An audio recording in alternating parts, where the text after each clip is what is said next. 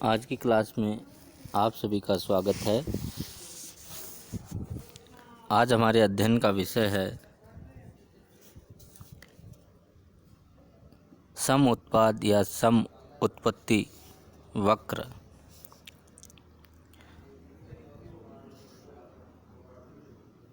Iso product curve.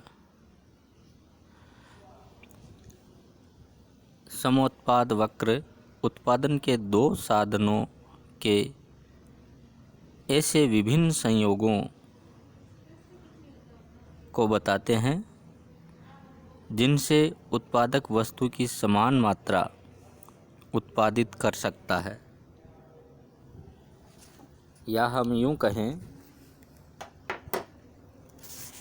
कि समोत्पाद वक्र उत्पादन साधनों जैसे भूमि, पूंजी, श्रम के विभिन्न संयोगों के बिंदुओं का वह मार्ग है जिसके प्रत्येक बिंदु पर उत्पादित वस्तु की कुल मात्रा समान होती है।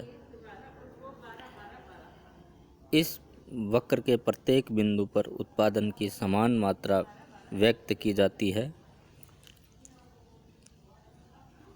समोत्पाद रेखा दो साधनों के उन सब संभावित संयोगों को बताने वाली रेखा है जिनसे समान कुल उत्पादन प्राप्त होता है।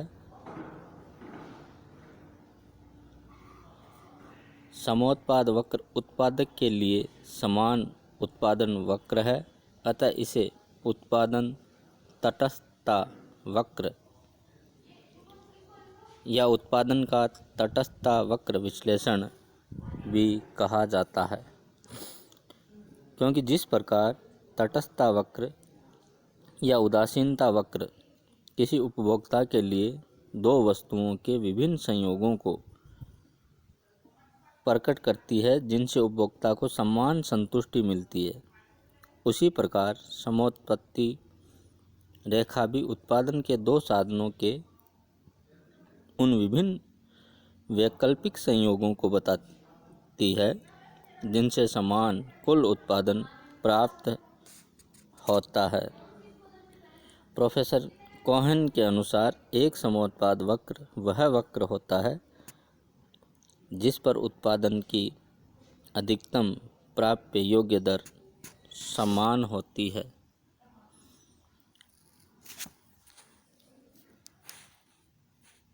अब हम पढ़ेंगे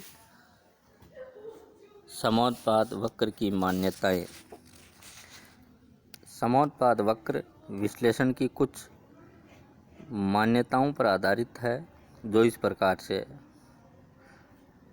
उत्पादन की विधि या तकनीक एक समय विशेष में निश्चित तथा स्थिर मान ली जाती है। उत्पत्ति के दो साधन ही उत्पादन में प्रयुक्त किए जा रहे हैं। जब दो से अधिक साधनों का प्रयोग किया जाए तो इसकी सरलता समाप्त हो जाती है। तीन साधनों के लिए तीन माप की ज़रूरत होती है, जबकि तीन से अधिक साधनों में बीजगणित का प्रयोग किया जाता है। उत्पत्ति के विभिन्न साधनों में ऐसी विभाज्यता है कि उन्हें छोटी छोटी इकाइयों में मिलाया जाता है। उत्पत्ति के विभिन्न साधनों में एक सीमा तक प्रतिस्थापन संभव है।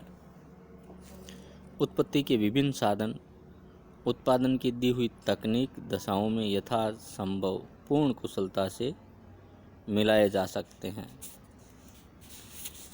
अब हम पढ़ेंगे समोत्पाद रेखाओं की विशेषताएं या उनके गुण। समोत्पाद रेखाओं में विप्राय वे ही विशेषताएं या गुण होते हैं जो तटस्थ वक्र रेखाओं में पाए जाते हैं। इनकी विशेषताएं निम्न प्रकार से हैं। पहला, समोत्पाद रेखा ऊपर बाएं से दाएं और गिरती हुई होती है। अर्थात समोत्पाद वक्र का ढाल ऋणात्मक होता है।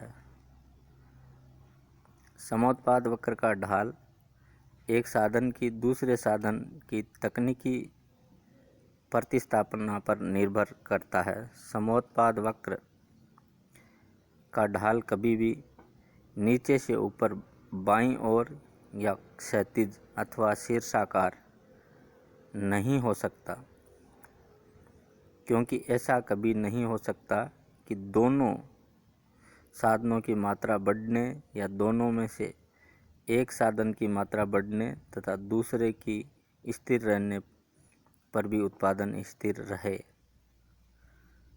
दूसरा, समोत्पाद रेखा मूल बिंदु के उन्नतोत्तर होती है, क्योंकि ये आकार घटती हुई सीमांत प्रतिस्थापन को बताती है। यानी मूल बिंदु के उन्नतोत्तर रेखा ही घटती हुई सीमांत प्रतिस्थापन की दर को बताएगी।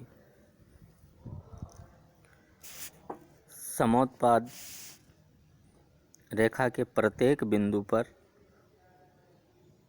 उत्पत्ति साधनों के विभिन्न संयोगों से समान कुल उत्पत्ति दर्शाई जाती है। जैसे 10 श्रमिक और 5 पूंजी की इकाइयां मिलाकर 100 इकाइयों का उत्पादन करती है, तो 1 श्रमिक और 9 पूंजी की इकाइयां भी 100 इकाइयों का उत्पादन करेगी।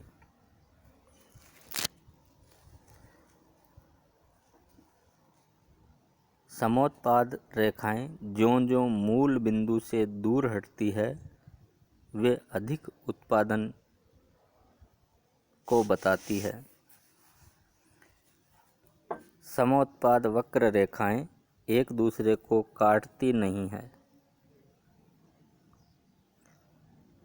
इसका कारण यह है कि अगर वे एक दूसरे को काटें तो ये हमारी मूल मान्यता के विपरीत होगा कि अधिक उत्पादन बताने वाली उच्च समोत्पाद रेखा कम उत्पादन बताने वाली नीची समोत्पाद रेखा के बराबर हो। एक उत्पादक के लिए एक नहीं अनेक समोत्पाद वक्र हो सकते हैं।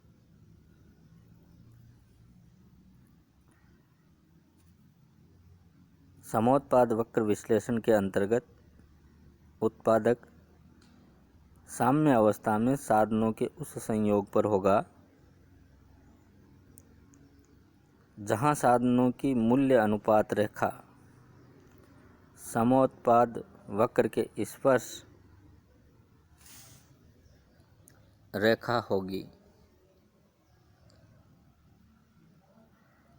समोत्पाद रेखाओं की सहायता से उत्पादक अपने उत्पादन कार्यों में दो साधनों के प्रयोग द्वारा उत्पादन के आर्थिक या लाभदायक क्षेत्र की सीमाएं निर्धारित कर सकते हैं।